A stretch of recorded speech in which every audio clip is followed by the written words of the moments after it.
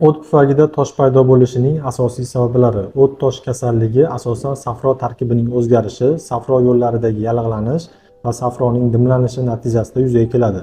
Ushbu holatlar safroda xolesterin, bilirubin yoki boshqa komponentlarning kristallashiga sabab bo'lib, toshlar shakllanishiga olib keladi.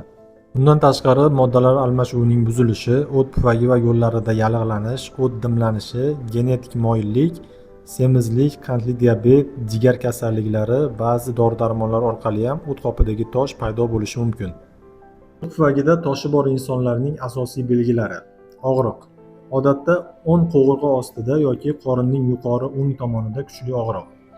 Og'riq o'ng yelka, ko'krak osti yoki orqa tomonga tarqalishi mumkin. Ko'pincha yog'li ovqatdan so'ng boshlanadi. Og'riq 30 daqiqadan bir necha soatgacha davom etishi mumkin. Ko'ngil aynishi va qusish. Ayniqsa og'riq kuchaygan paytda paydo bo'ladi. Ovqatdan keyin holsizlik, ishtaha yo'qolishi kuzatiladi. Og'izdan achchiq ta'm, kekirish. Safroni ichakka to'liq o'ta olmasligi natijasida achchiq ta'm sezilishi mumkin. Hazm buzilishi, oshqozonda og'irlik, qorin dam bo'lishi, ich ketishi yoki qabziyat, ya'ni ich qotishi.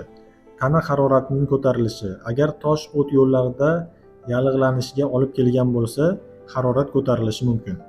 Kamdan kam holatlarda teri yoki ko'z oqining sarg'ayishi. Agar tosh safro yo'llarini to'sib qo'ysa, sariqlik rivojlanadi, ya'ni odamda rangi sarg'ayishi, ko'z ostilarining sarg'ayishi kuzatilishi mumkin.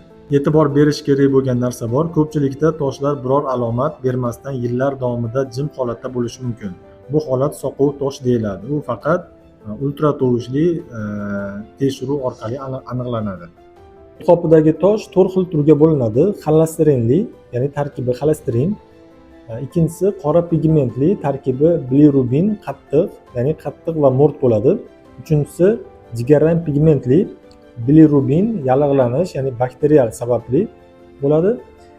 To'rtinchisi aralash, ya'ni xolesterin, pigment, katta va zich bo'ladi. Qopidagi xolesterinli toshlar uchun bizda to'g'di po'takasi, xalq tilida oshqozoni deyiladi, shu quritilib, unga 5 xil giyoh qo'shilgan. Yaxshi tomoni o't qopidagi toshlarni joyidan siljitmasdan, pristup berdirmasdan turgan holatda ustidan yemirib, kichraytirib o't qopidan so'rib yuboradi. Boshqa organlarga zarari yo'q, tabiiy narsa. Bundan tashqari jig'ildon qaynashi, ko'ngil aynishi, kekirish, oshqozondagi og'irliklar va og'riqlarni sekin-asta kamaytiradi. Mahsulot 100% tabiiy, boshqa organlarga zarari yo'q. Holatga qarab turib 1 oydan 3 oygacha iste'mol qilish kerak. Bu mahsulot kimlarga tavsiya qilinmaydi? Homiladorlarga, emiziklilarga, oshqozonda ochiq yarasi bor insonlar uchun ushbu mahsulot tavsiya qilinmaydi. Bunday holatlarda mutaxassis bilan maslahatlashib ish qilinadi. Bundan tashqari o't pufagining holati oxirgi darajaga yetib borgan, ya'ni insonda sarg'ayishlik va kuchli og'riq bo'layotgan paytda bunda zudlik bilan shifokorga murojaat qilgan to'g'ri yo'l hisoblanadi. Ushbu mahsulotga kafolat berasizlarmi? Ya'ni ushbu mahsulotni olib iste'mol qiladigan bo'lsam, toshlarim 100% eriydimi? Avvalo Xudo sababini qilib beramiz. Agar sizni o't qopingizdagi tosh xolesterin bilan yig'ilgan bo'ladigan bo'lsa, bunda deyarli 100% natija bo'ladi.